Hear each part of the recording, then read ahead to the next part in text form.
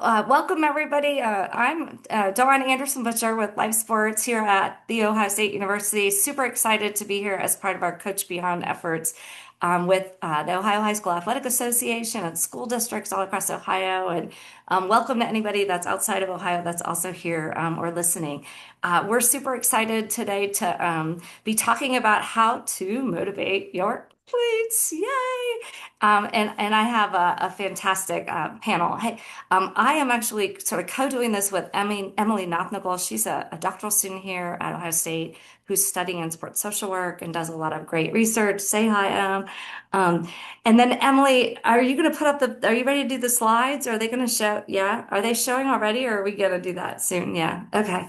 All right. So we're going to introduce our panelists in a minute, but I just want to set the stage real quick on our three goals for our session today. So our goal today is to really talk about the coach and his or her role of supporting and encouraging athlete motivation. And we're going to talk a little bit about self-determination theory, which is a framework, a model for ways in which we think about motivation in the sports psychology and sports social work literature, talking specifically about how coaches can support athletes' needs for competence, relatedness, and autonomy, and how those things are really sort of important for fostering motivation, effort, decreased burnout, and other kinds of things that we want to have from our athletes. And then our amazing panelists are going to really hit hard on some specific strategies and techniques and practices that we think will help you as coaches and others working in sport to get our athletes ready to play and motivated and put forth their best effort when they're in practice on the field during games or just in life in general. So with that said, let me introduce who we have here. Let's show.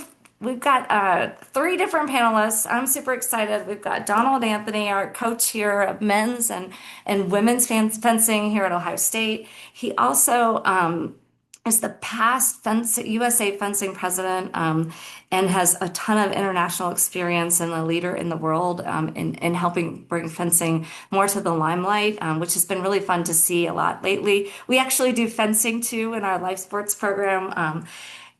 Donald also, coach also has a company called Sword Sport. And if you like fencing and you're interested, he hosts a pretty cool podcast that's out there that does some pretty neat things as you go.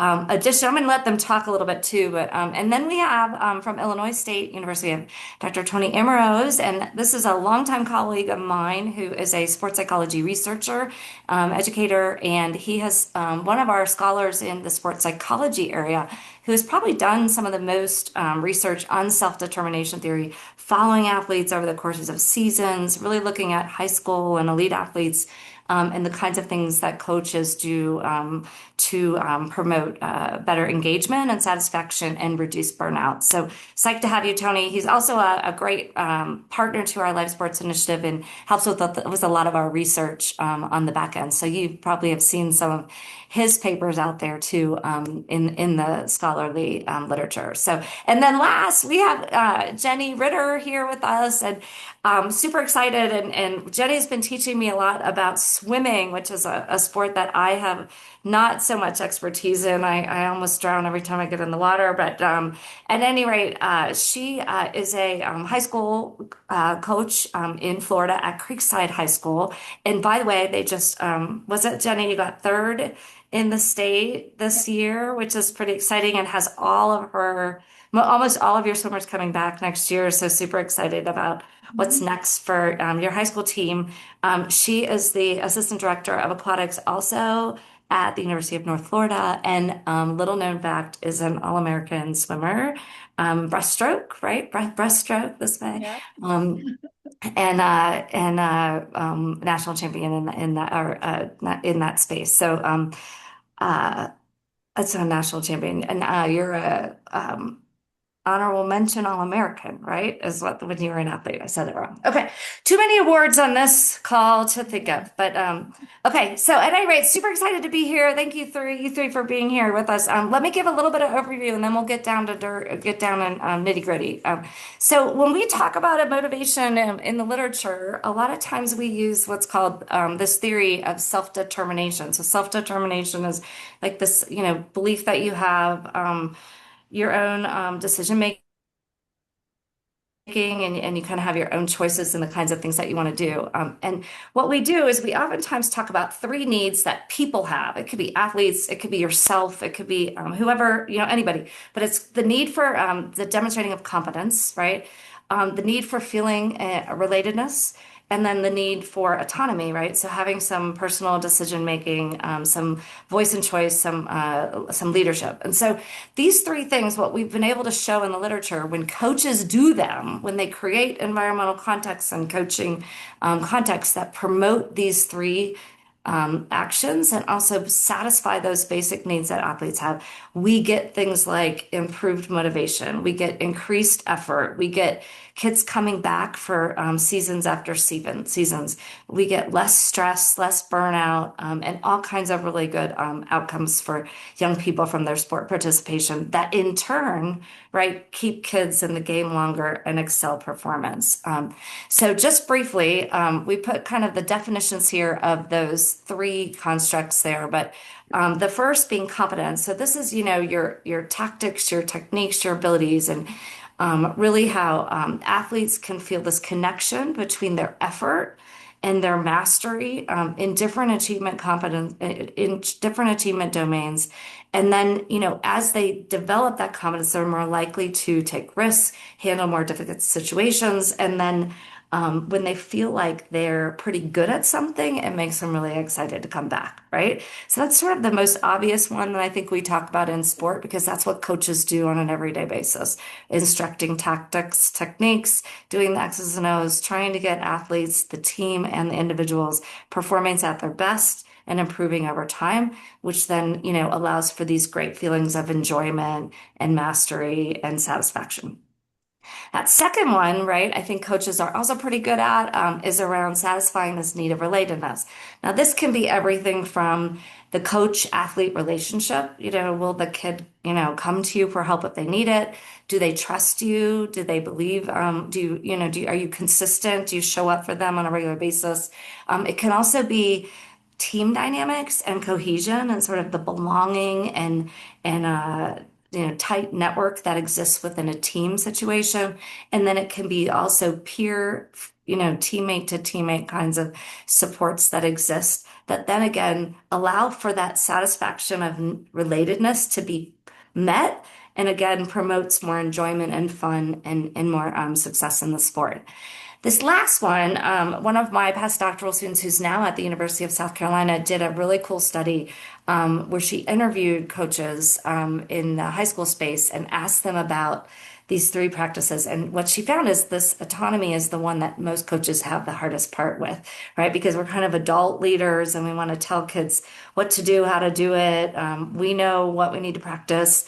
And so it's a little bit of different of a shift, but it's this idea of, giving up control and putting the questions about what we need to work on back on the athletes, asking student athletes about, maybe what they did that maybe wasn't so great in their performance and how they feel like they could do better the next time.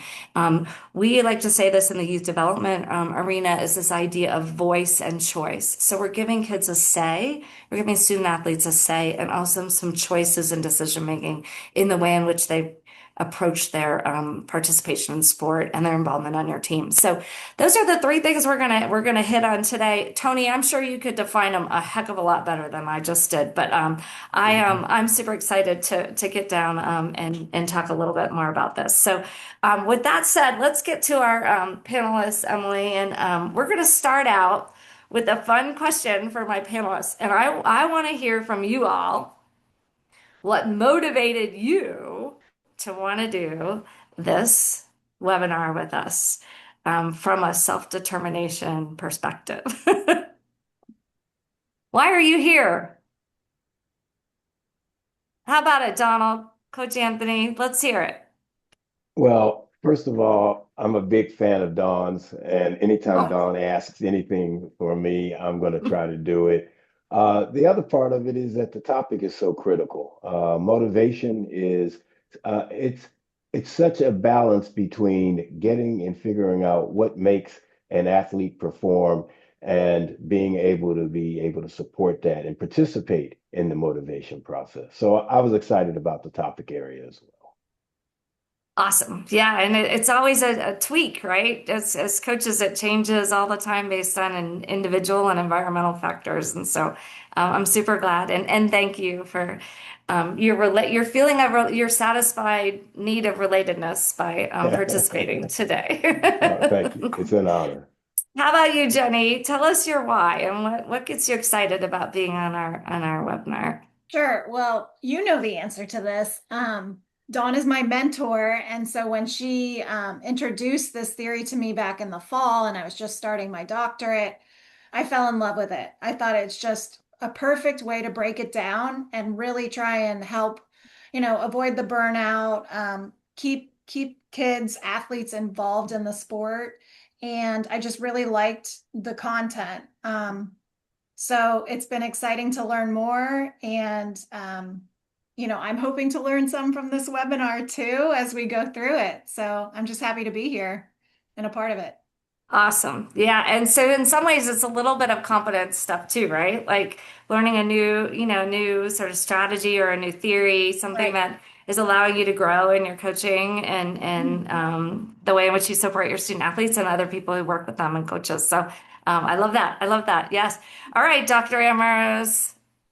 Well, I'm also here to support you and all the work that you do, which is amazing, with Coach Beyond and Life Sports and all those kinds of things. I really have been happy to be a part of it as well. But I don't actually do any coaching at this point, but I have m lots of students that are either going to be physical education teachers or coaches or trainers or whatever. And most of the content in my classes anymore is about motivation because it's so central to everything that we do, and the outcomes. And Jenny, like you, at some point when I got introduced to self-determination theory, it just really resonated with me. I think the idea of need satisfaction, supporting competence, autonomy, relatedness are just kind of fundamental principles of motivation, right? And if you're thinking about how can I get people to choose to participate, to try hard, to persist over time, you can keep coming back to those and going, does am I supporting these needs? If I am, it's probably going to be a pretty good thing. So. I love that. And Tony, I remember just as we were talking, you were a collegiate wrestler, right? And part of discontinuing your participation also had a little bit to do with maybe not having these needs satisfied. Is that right? Yeah. Yeah, yeah, I definitely there was a shift from high school, my motivation in high school to college, and I think some of it was just the different level of competition, but also scholarships and different coaching styles, and I would say I really sort of felt a little bit, well, not much autonomy when I got into Right. college, right, and it just became more of a job, which Mhm. you know can get people to show up and try hard, but it's not the same sort of quality of motivation that relative to going, boy, I really like doing this, or this is really important to me, or I want to do this. And so, yeah, I think the first time I heard it in one of our classes, Thelma Horn was talking about it 8 Yeah. a.m. Monday morning, my very first college class, and it just was like, yeah, this makes sense. I'm really interested. So. Yeah, and Dr. Horn certainly was formative in both our development. And the other thing that happens too is there are other, you know, exciting things that can compete with working so hard and persisting in your sport at that level, right? Like you get to college and you're at that elite level and your friends are hanging out and they're going to the movies and they're doing all these other things and that need for autonomy, especially in late adolescence, becomes even more important. And then there's this sort of perfect storm. So thanks for sharing that a little bit. Yeah. All right. Well, hey, so do you all want to tell a little bit more? What I'd love to do now is just allow you to talk a little bit more from your own perspective, right? About like your role currently and the way in which you've seen motivation show up in youth sport or in college sport, and so is that, what does it look like when you see it? And then how do you know when maybe an athlete on your team or an athlete that you're working with is perhaps not 100% in there. And then how do what do you mean when we talk about motivation? What do you think, T? You wanna share? Yeah. I'd say first and foremost, I think about motivation as sort of motivated behavior, right? Are kids or athletes, are they choosing to participate? Are they trying hard? Are they persisting over time? Those are the things that we want to see, right? Whether they're students or athletes or whomever we're working with. A lot of the things that I focus on is not just like observing those things and hopefully making them happen, but also thinking about the quality of the motivation underlying it. Like why? Why is it that some kids participate or not? Why is it that some will try hard or not? Why is it that some will persist but others don't? Within the self-determination theory framework, that idea of quality motivation is a central part of it. Thinking about are the motives more self-determined in nature, meaning you're doing it because it's inherently fun and or maybe because you see the personal value or it aligns with your identity? Those would be considered self-determined motives. And that, if you're coming at it primarily from that perspective, we'd say high quality motivation, we would expect to see motivated behavior. The flip side is I'm doing it more for non-self-determined reason, things like I'm getting paid to do it. I feel pressure from other people to do it. I don't want to let others down. This sort of I should, I have to, I must. It can be powerful. I mean, people will choose to participate and try hard and do those kinds of things. But from a long-term perspective, I think the more self-determined side is probably more effective. That's what the research would suggest. And your just experience is better when you are coming at it as like, yeah, I want to be here. I want to do this. Yeah, I love that. Like thinking about the why and high quality motivation and experiences as opposed to just, you might see it, but what's the root cause behind it? And is it intrinsic and inherently fun and enjoyable and about personal growth and versus maybe more externalizing external factors and influences. Hey, so Jeni, talk to us a little bit. What about for you? Maybe with some of the high school athletes that you've seen, have you had some that, maybe even just this past season that you felt were like super motivated and or others that maybe, what did it look like? And then what maybe did you do just as you were thinking about it in relationship to competition? Sure. So it's difficult for me because practice is at 6 a.m. So no one's really motivated to be at the pool at that time.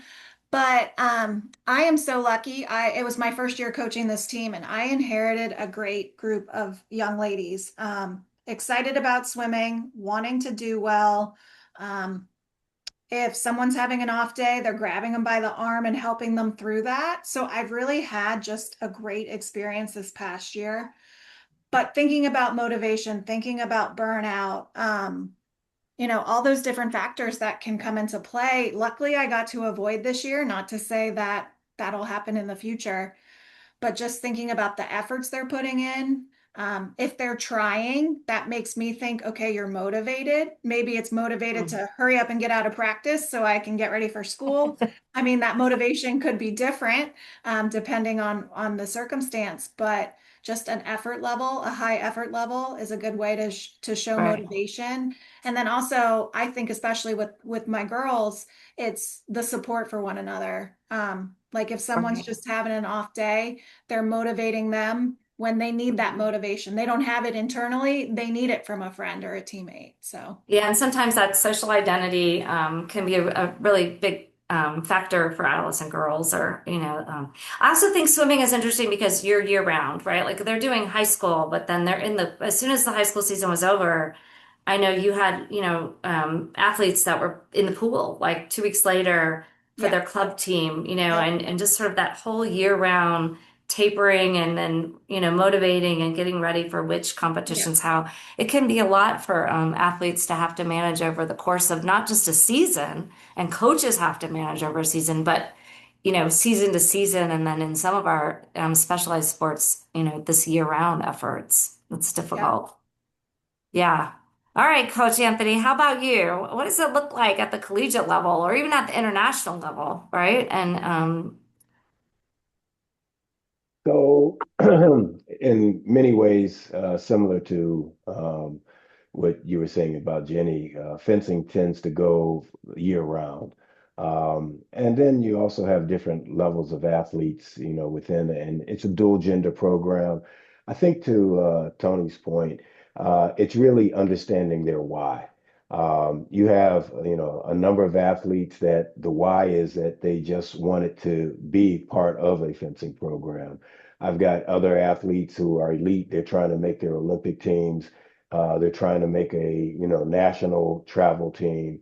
So the main thing is figuring out what their why is. And then I think this is my eighth season, and this is probably from a team dynamic standpoint, the best team I've had. And that's just because we've been working on building a culture that has the values that everybody is bought into. So, this is probably the easiest team to motivate. I have athletes on this team who have been lazy for 3 years that are now very motivated, doing things they never did before, complaining about the fact that they wish they had figured this out beforehand.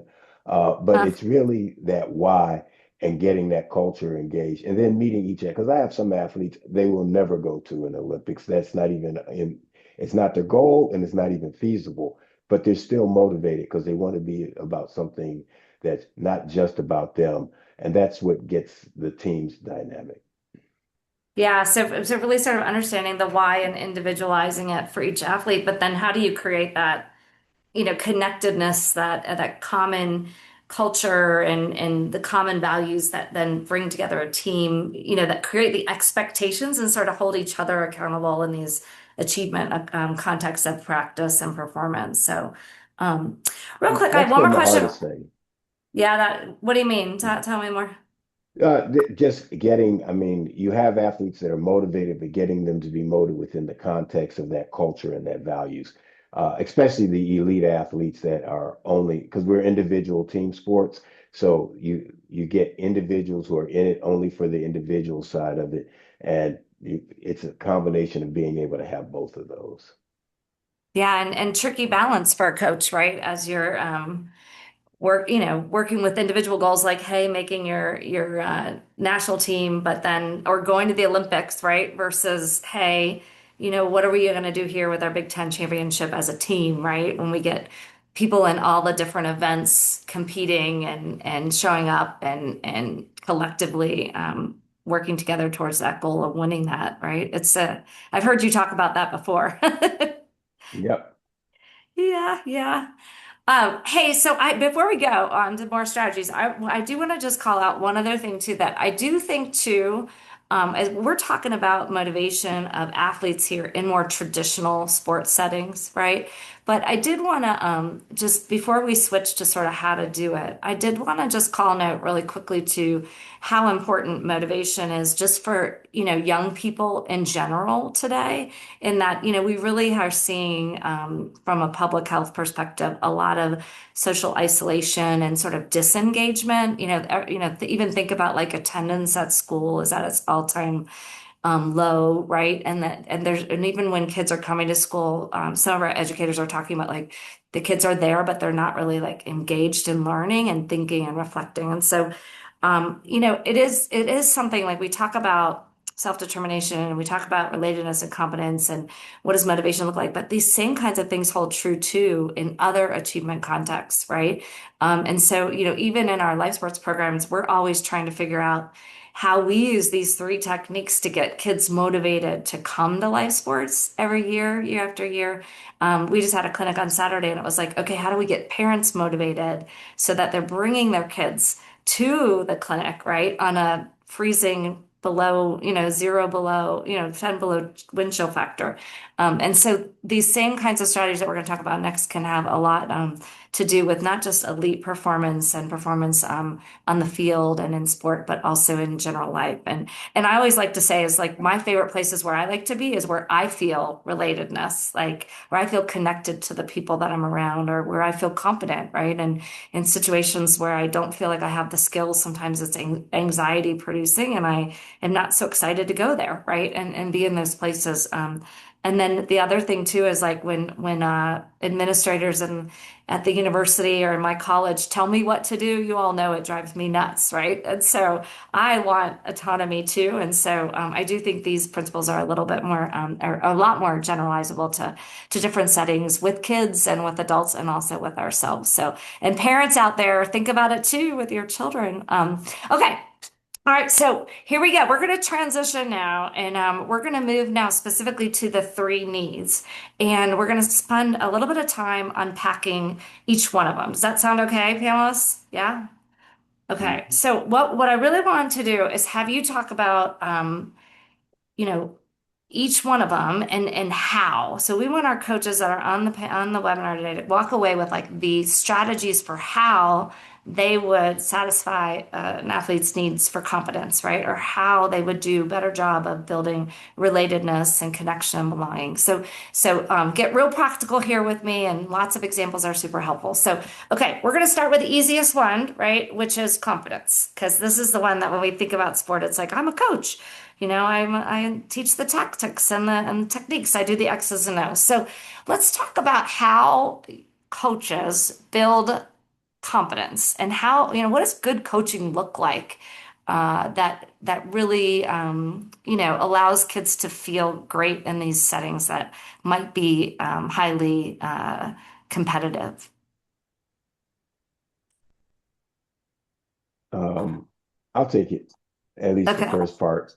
I think, and this, I will start with my experience in the youth sport area, because that's where I think the confidence really, it has to be built in there. And then having been on the other side, I see when it's not been built there. But the key is really getting the athlete to understand why. And once again, it's all about why. Why is this important? Why do you want to put this drill in? Why do you want to put this time in? And being able to show examples of individuals that they can relate to who have done it and been successful. And whether it's an individual drill, whether it's a work ethic, whether it's a particular level of competency in whatever sport it is, being able to get them to understand why this is important. If they want to have, first of all, understanding, do they want to have success? Or they are just there for other reasons. And if they're there for other reasons, understanding why doing this will actually help them in life, for even if they have other reasons, and connecting it. But I think the most important thing is being able to connect why you're asking them to learn these skills, put in this effort, practice, and the results the benefits they will get out of it based upon what their motivations are. I love that. Seeing the connection between working on practicing and improving in one area and how it's going to pay off for something later in their growth and learning. Yeah. Good. Yeah, can I jump in real fast? Yeah, totally. Yeah. Yeah, I love this idea of, providing the rationale for why we're doing things because it really does promote this idea of I'm doing this because I see the value in it, not just because coach is telling me I have to do it, right? And again, comes back to that idea of quality motivation. That providing that rationale helps develop self-determination. So this is not only a competence builder, right, but also touches in on some of those other needs. And I guess just generally say it's a lot of things that we do as coaches are not going to just have an impact on one of these three needs. It could have an impact on multiple ones, but I think that's a great example of that. Right. Yeah. Yes. Jenny, what do you think? Like, how do we do this? Build confidence with good Yeah. coaching. So I one mean, of the ways I know we do it in swimming is just by adding laps. Okay. So as a 5-year-old, swimming a 25 butterfly, one length of the pool butterfly is difficult. Then you little mini goals. So that's the first goal. Then the next one, okay, let's try down and back, right? Then, okay, mhm. now we try 3, then we try 4. And so by using progression, they're gaining that confidence, they're getting better at that skill. And I think that's very helpful. And I did write notes, so let me look. I think another big thing is important as a coach is to make sure we're emphasizing individual improvement instead of comparing our athletes. So if someone drops 2 seconds in swimming and their time's a minute in something versus 2 seconds if you're at 30 seconds, like those are Mhm. different percentages of a time drop.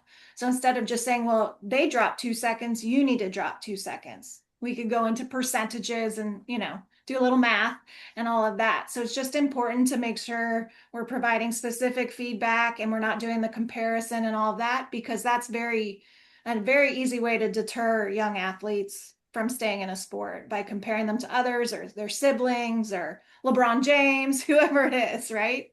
So Yeah, sure. So, I mean, I love that you're saying that and breaking it down, into little specifics, and that social comparison can be a hindrance. Hey, Tony, talk a little bit about the research in that space around achievement orientations that builds from what Jenny just said from a practical standpoint. Yeah, everybody in these achievement contexts want to be successful, but we can define success and failure in different ways. And the Yeah. research, it comes from sort of another theory called achievement goal theory. The two primary ways are self-reference, where I'm comparing myself to myself and my level of effort, versus the more social comparison side. I feel successful when I win, or I outperform other people, or my stats are better, or whatever. And both of those things are good, especially as you move up in the elite levels. You want to be the best, right? And feeling success around that is good.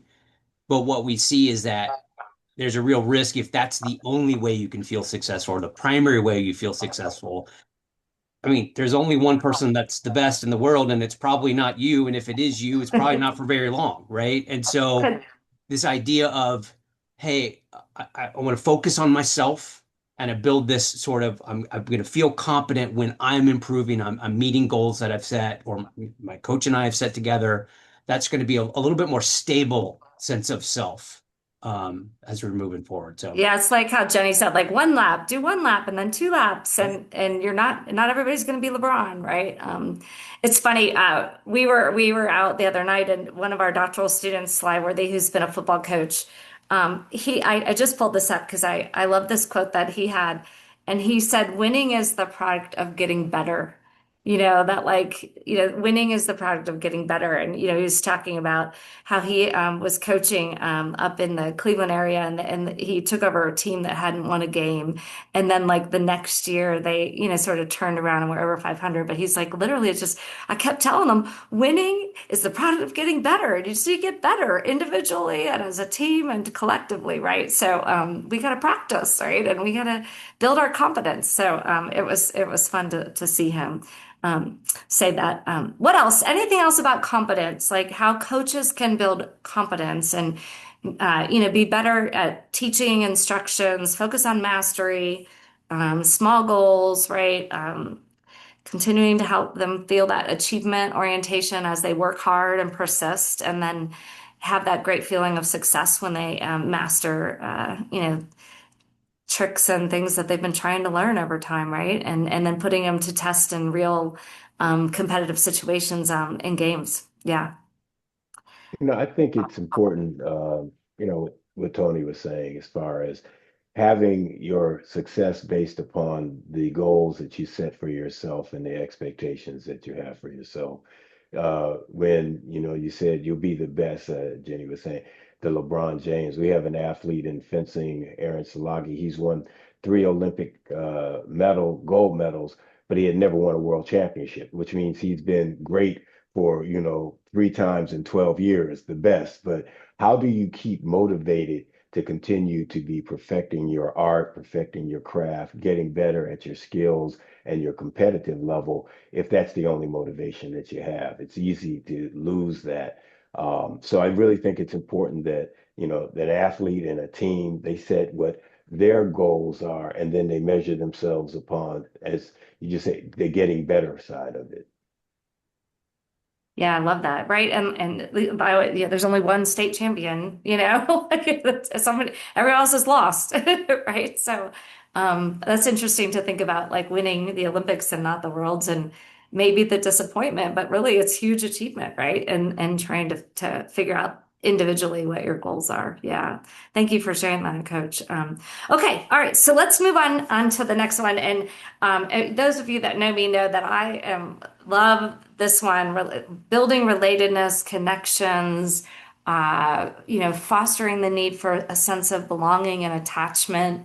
What can we do? So I want to hear from you all. What can coaches do that can really help all of our athletes on our team feel like they're part of something special, and that they have a really good relationship with you and their teammates and others? What do we need to do as coaches? Who wants to go? I think one of the things that I really focus on making sure that athletes understand it's a safe space. It's a safe space to be who you are, And then it's a safe space to come when, maybe it's a fight with mom and dad, maybe a bad grade in school, all of those things, that it's a safe space and that we're not going to judge you. It's just a Mhm. place where you're accepted as you are. And then another big thing that I try and focus on is it's okay to make mistakes.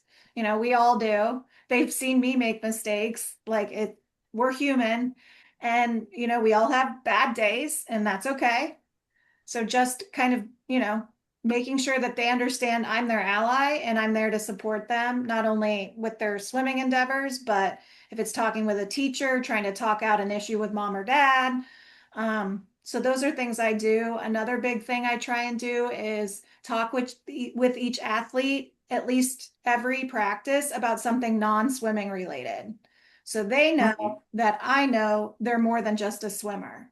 They're either in the band or weightlifting club or Mhm. going on college visits, whatever those are. I try and, talk to each person once a practice about something non-swimming related.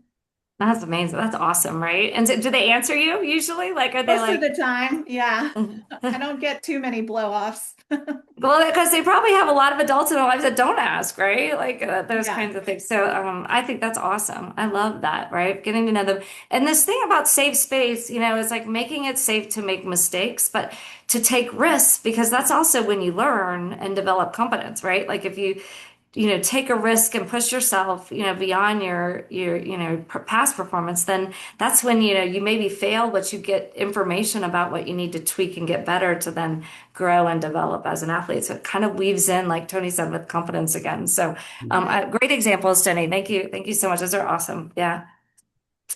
How about you, T? What do you think, Tony? Yeah, I was going to just piggyback on that one. What my first thought with this is, obviously having a good connection with your individual athletes and showing that you care about them. All those kinds of things are really important. I was going to go with the sort of the larger group dynamics and just sort of say, hey, it's not, especially as we move up in competitive level, but even with the youth sport, it doesn't always have to be super serious. Oh, we're training, this is we got to focus here. Sometimes people just want to have fun together, and just spend time together. And so building in those opportunities, whether it's at practice or doing things outside of practice that aren't necessarily about the sport, just giving people an opportunity to interact in that space is probably something that can really create this sense of us, like now I know something about my teammates that I didn't really get a chance to in practice. Mhm. But now I'm more there for them. Right. It's fun. I when I was coaching high school soccer many years ago, we would do on Fridays Bundesliga, right? And so we would have like small teams and they each had their own like t-shirt. They were, group teams of four, and they had their own name and their t-shirts and their headbands. And we would put up like I would do like stats and funny stories and highlights on like the gym, post, like the old poster in the gym, so they would come in on Monday and be able to read. Everybody would read about Bundesliga, but like letting it down a little bit and having fun and creating these opportunities just to have joy and get to know each other a little bit in a different context can be a really great way. Great point, Tony. What about you, Coach Anthony? What do you think? I mean, first of all, I agree with everything that's said. I think the main thing is, first of all, creating a safe space where they know that within the context of the values that you've brought and that's part of your values is respecting the individual for our organization. Um, but then within that context is really bringing people who want to be together. Our goal is to create an environment. It's a family supportive environment. I mean, that's part of our values. And my goal is to create an environment where these athletes will, as I was fortunate enough to do, to create lifetime relationships with the people who they spend their time with, that they will want to be connected with for the rest of their lives. Um, the one thing that, this year I said in many ways, this is the best team from a cultural social dynamic is just what Tony was saying. This is one of those teams that they like to get together after practice. They do things together. They are social in themselves, and we don't have enough time usually during practice to allow the social aspect of it, but we can to encourage it so that they will take it on their own and bring leadership when we set that leader with people who will do that. So I think that that's a big part of, really creating those environments where they can have that kind of comfort level to interact. Yeah, I love that. Kind of create that family, right? And then the expectation for across, for us being like family and being lifetime friends, or and then I do think a lot of coaches, a good way to do it too is to identify leaders on your team who are going to be that social champion, right? Like it's not in practice, but it's who's going to be in charge of, that creating that family feel for younger athletes or older athletes, or creating connections among, for you, Donald, it's like the male team and the female team, right? Like they interact and they interweave, but they're separate, right? But they're all together. And so who's sort of monitoring that as athlete leaders on your team, not just during practice, but outside of practice, in that other time that we also want to have control over, right? Yeah, that's awesome. Cool. Anything else about relatedness and belonging and connections? I wanted to also build on something that Jenny had said. One of the things that you want to do, from my standpoint, is always ask your athlete, how are they doing? And genuinely ask that question so that they have that window of opportunity to share something. There are many times where an athlete will say, hey, I have something. Can I talk to you? Can we go to your office? Or really asking, how, if they're a senior, how's the job search going? If they're a freshman, Uh, how's your roommate working out? I mean, right. trying to ask pointed questions that will be relevant to them to try to get a dialogue and open, that opportunity for them to share with you. Yeah, we talk a lot about this, like having those check-ins, right? And just kind of doing that on a regular basis, checking in about different things, and then as we do that regularly as coaches, it makes athletes more likely and young people more likely to come talk to us when they need us, because coach has been asking me how I've been doing for a really long time, right? So, and then the use of open-ended questions too, right? Instead of saying, "Are you doing okay?" "Yeah, coach, I'm fine." You want to say, "Well, tell me a little bit about how you did on that exam last week that you're studying so hard for," right? And then allowing them to open up and have to tell you a sentence instead of just a one word yes or no or I'm fine, right?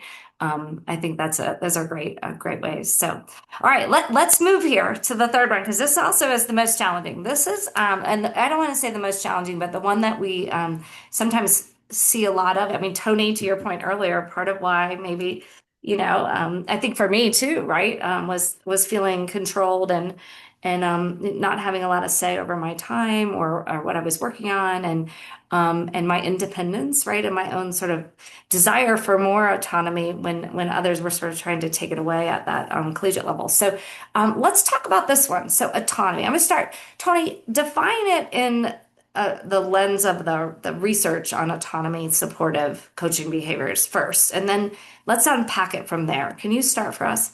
Yeah, I mean, I think at the most basic level is just feeling a sense of control over your actions, right? That Mhm. at some level you feel not pressured, not controlled, that you are the initiator of your behavior. And there are times where we might relinquish control to a coach and say, hey, I need you to decide. But even that is, I'm the one saying that that's okay, right? So it's this underlying feeling that we are the origins of our behavior. Mhm. Like we have a say, right? We've So got we to have some say, kind yep, of, we've got right. to say.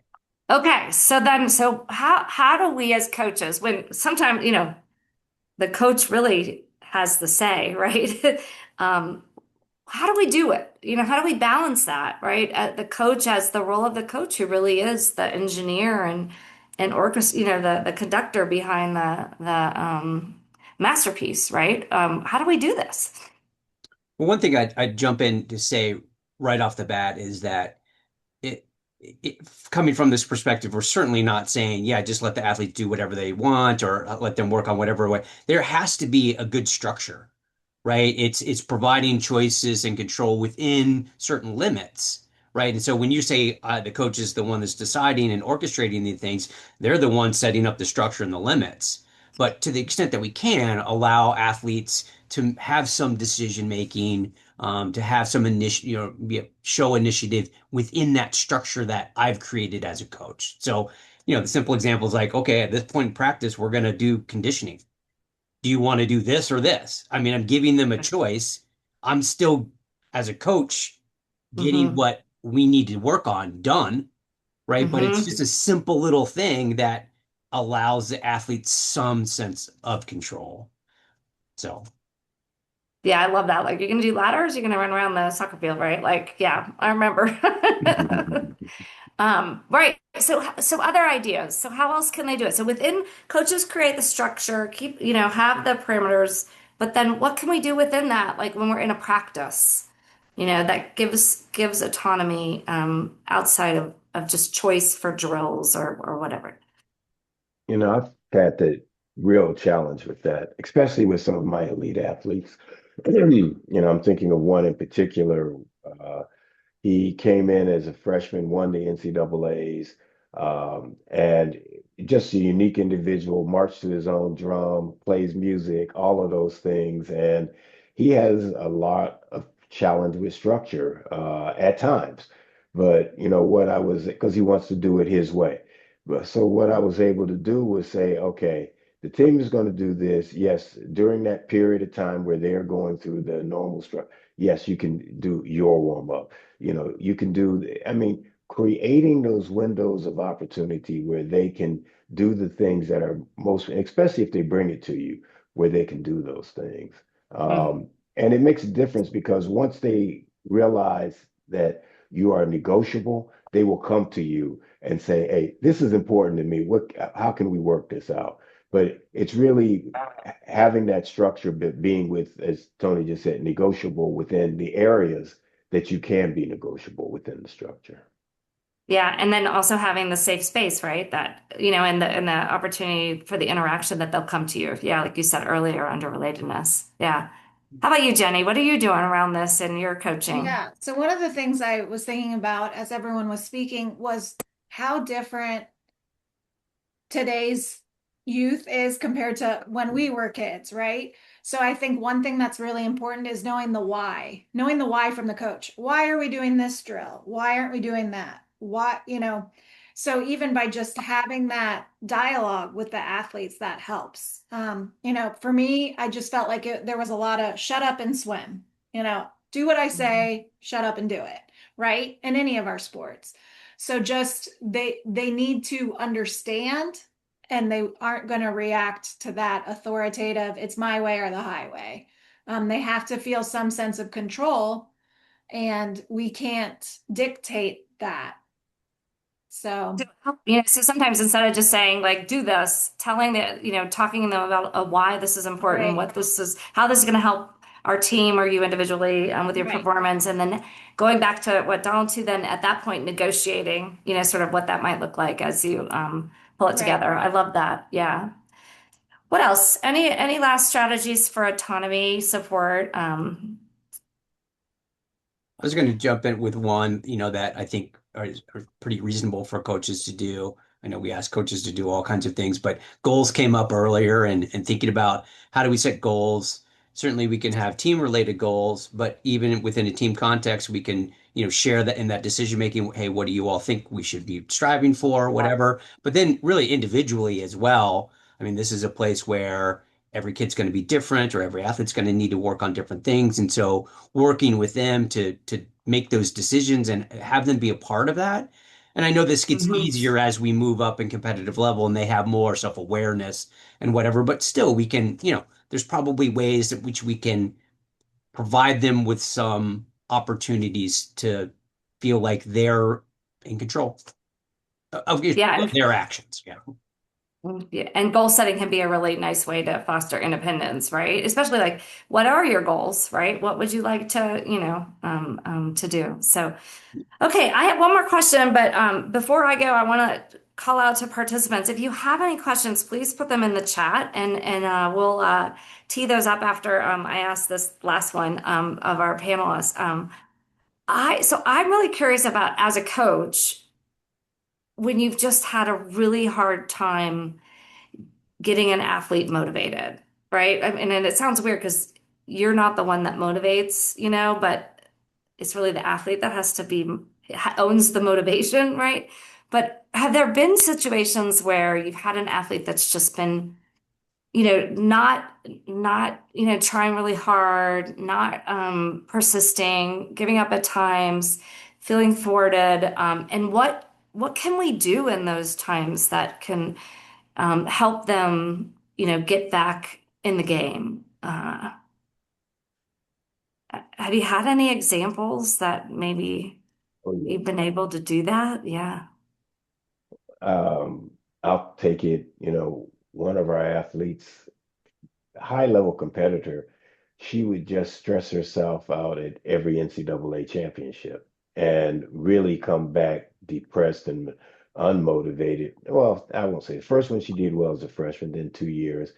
And then just really getting her to understand it wasn't her skill set. It wasn't that she wasn't putting in the effort. It was really that she was beating herself. Once we were able to get through that and get her back to really putting in the effort and believing it. I mean, she was an All-American last year. So, I mean, it's a lot of times understanding, why they're having these challenges and trying to get to the root cause. I'm a firm believer if you can get to the root cause, then there's potentially a solution. Now, if the root cause is I'm bored, I'm tired, I don't want to do this anymore. That's a dip, and that's also a good place to get because that's when it's time for them to exit so that they can have the quality of life that they want to have. But getting to that root cause is what's most important. Yeah. And again, that word why comes up again, right?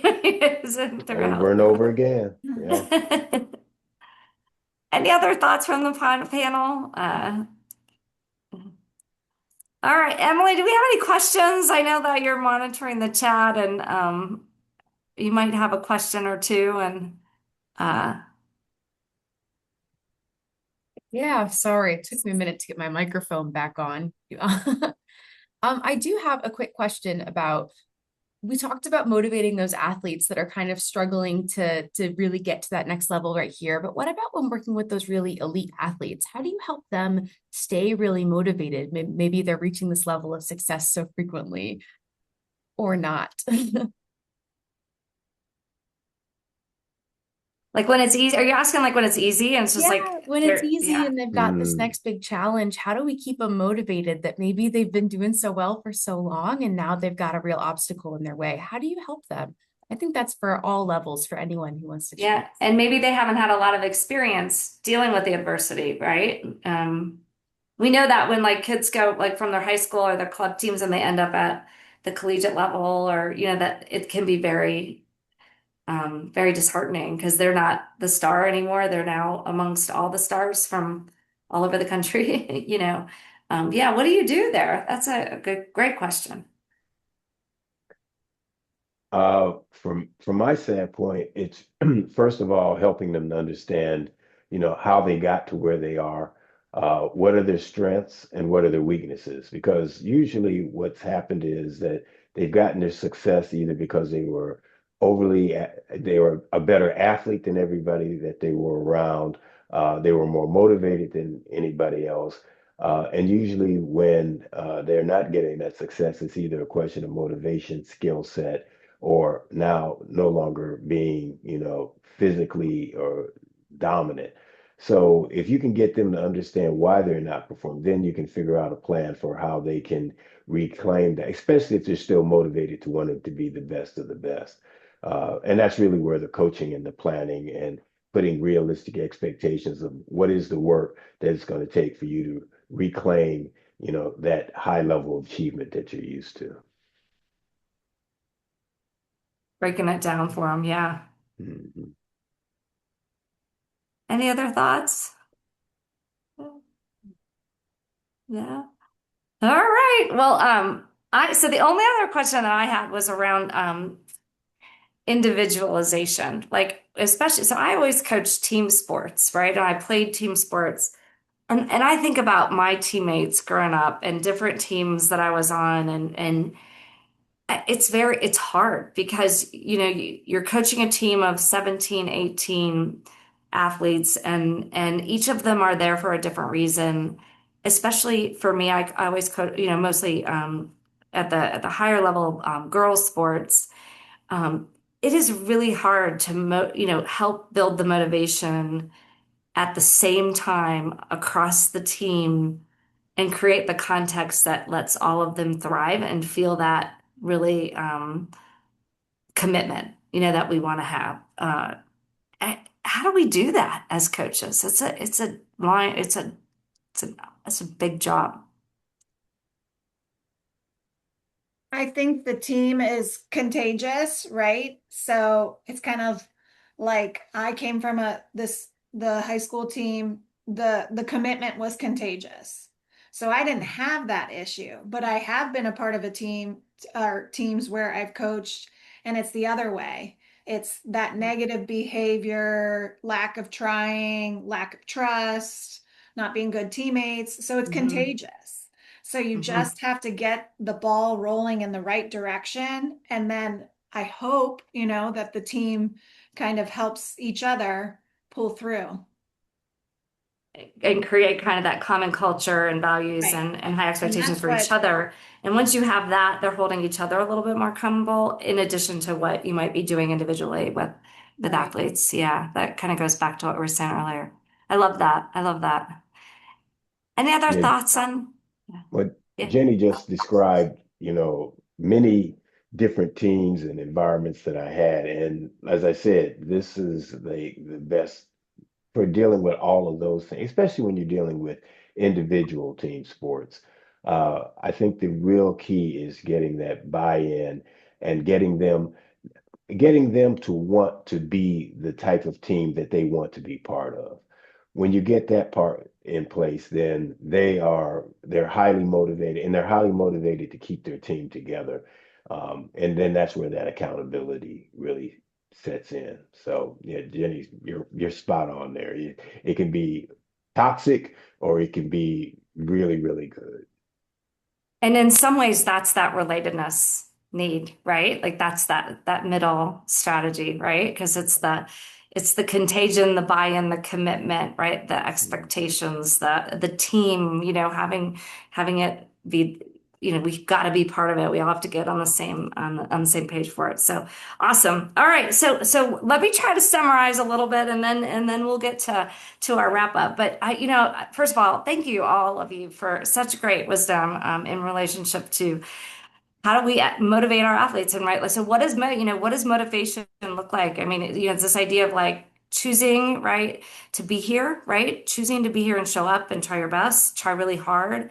That I loved, Tony, you said persisting over time, right? Motivation is like commitment to persist over time, and show up not just today but for the long haul. And then earlier on, we talked about high quality motivation versus, like, I don't know, the opposite. What did you like? Low quality, more extrinsic motivation or whatever. But this, it's inherent, like how to, fostering that inherent sense of joy, the fun, right? The great feeling that it is from accomplishing and mastering things or being part of such a great culture or team or family, right? And how we as coaches can create that or help create contexts that bring that out in our athletes so that they're aligned, right?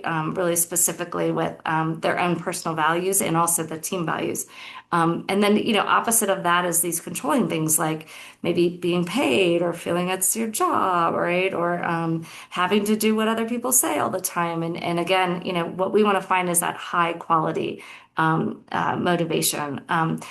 At first, this common thing that's come up over and over again was back to Donald, what you said, and Jenny, you just reinforced there is this like common creating the culture, creating the values, the high expectation for excellence, right? For persistence, for motivation, for holding each other accountable, for showing up and trying hard. And, figuring out how to do that. I think Donald making the family, right? What's the family and what do we believe and what do we aspire to be and how that creates this high expectation for competence, high expectation for working hard, mastery, achievement, but also trust and love and connections across the three of us. And so some great strategies you all gave around, developing competence, right? Breaking it down. We use goal setting both in competence and also when we were talking about autonomy, helping find out the why. It could be, what's underneath lack of motivation? What's the root cause? And then how do we work and negotiate with the athlete to figure out that why again, to get them back on track towards that committed sense of self and excellence that they're achieving for.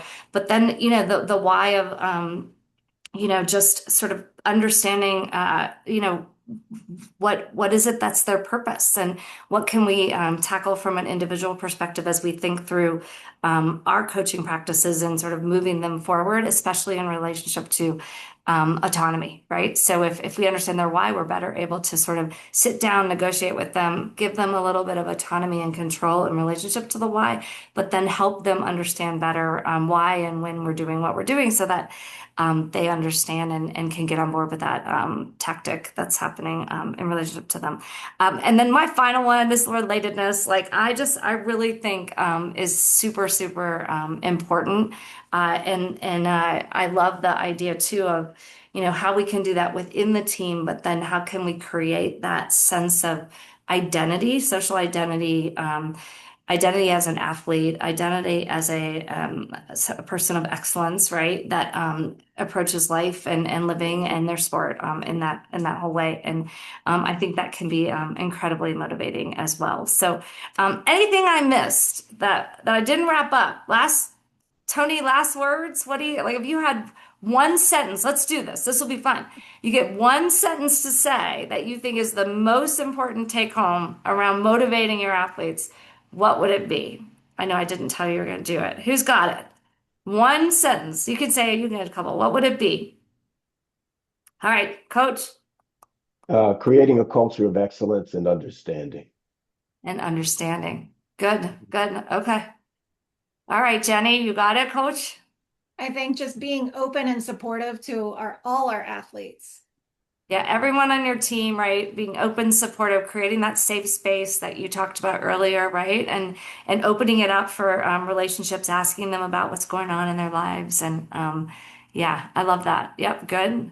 All right, Tony. Yeah, it's a tough one. I was kind of going with it's certainly part of our job as coaches to motivate our athletes, but really maybe trying to figure out a way to get them to motivate themselves is our real goal. Is how do we draw out their self-determined motivation so that we don't have to be there saying you need to do this and this is how you do this.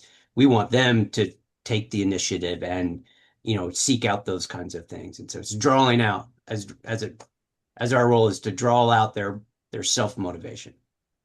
Yeah, and by helping them think through their goals, then their the why and the purpose that they might have for their performance and involvement. Yeah, I love that. I love that. So we as coaches are drawing out the motivation. Maybe it was the wrong title of our we should title it something different, not motivating your athletes, but getting your or what, how do you want to say it? What's the new title, Tony? We need a new title for our webinar, but nonetheless, all right, let's wrap this up. I'm rambling here. Emily, let's pull up the last thoughts. First of all, I want to thank all three of you for being here and sharing your wisdom with us and with our Coach Beyond community and all of those out in Ohio and elsewhere who jump on and check these out. I for sure learned, and I know I'll be following up with you all a little bit to dive in further. Please, if you're on the call or even if you're watching this asynchronously later, please fill out the CEU evaluation so that we can get you a little certificate for participating, but also give us feedback about today's webinar and also other types of interests that you might have for future webinars that we put together here at Ohio State.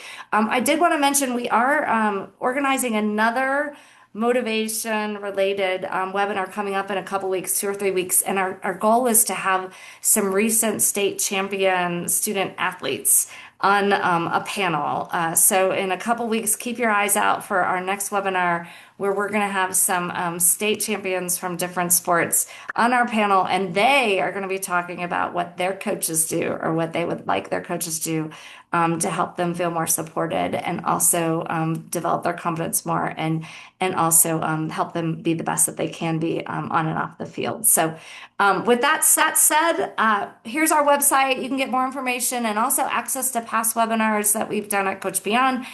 Please email us too if you have any questions, and we're out here to support and help strengthening youth sport in Ohio and beyond. So thank you again, everybody. Big round of applause, and we are out.